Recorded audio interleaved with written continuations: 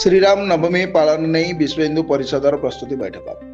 गजपति जिला पालाखिमडी स्थित यूटेक कंप्यूटर सभागृह में आज श्रीराम नवमी पालन को नहीं विश्व हिंदू परिषदर प्रस्तुति बैठक अनुष्ठित हो जाइछि। विश्व हिंदू परिषदर कार्यकारी जिला सभापति लोकनाथ मिश्र अध्यक्षता गायत्री परिवार, वैष्णव परिवार, सरस्वती शिशु विद्या मंदिर और अखिल राष्ट्रीय स्वयंसेवक संघ भली विभिन्न अनुष्ठान सदस्य मान उपस्थित रही निज निजर मत प्रकाश करथिले। चलित मास 27 तारिख में श्रीराम नवमी बहु आडंबर सहकार पालन करने बेले प्राय 10,000 लोकों समागम रहिबा नहीं प्रस्तुति करा जिबा नहीं आलोचना कराइथिला। एही परिप्रेक्षी रे जिलार विभिन्न लोक कला संस्कृति को गुरुत्व दे एही पर्व पालन करने नहीं आलोचना करा जाइथिबा कहा जाइछि।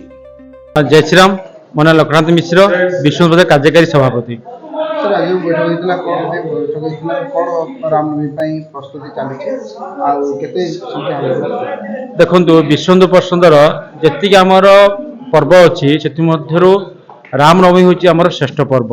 यही रामनवमी उपलक्षे प्रति वर्ष तो कार्यक्रम किंतु बर्तमान आम ए वर्ष को आहरी आडंबर ता सहित भव्य दिव्य करने कार्यक्रम बर्तमान कर तेणु आपण देखु मार्च मास 27 तारिख में आमर रामनवमी कार्यक्रम हम एथिरे आमर प्राय 15-20,000 लोकंकर समागम करिवार गोटे योजना करा जायछि। एथिरे आजिर बैठक रे विभिन्न आम संगठन समस्त गुरुजन समस्ते आस्थिले बहुत तोखानुभावी आलोचना है। ये कार्यक्रम केमती संख्या वृद्धि हेबो जेमिति आमर जिलार जो पारंपरिक जेतिकी नृत्य वाद्य गीत नाच अच्छी समस्त को आम एथिरे सामिल करिबा। आमे परंपरा सहित यही कार्यक्रम को श्रीरामंकर जन्म महोत्सव को आनंद सहित भक्ति सामिल करने योजना कराई।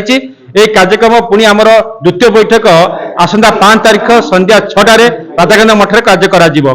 तेणु आम निवेदन कर समस्त को यह कार्यक्रम समस्ते सामिल हूँ आउ ये कार्यक्रम को आहरी सुंदर करने जब सहयोग करेंगे निश्चय आम भव्य दिव्य करने सहयोग पाई पारू।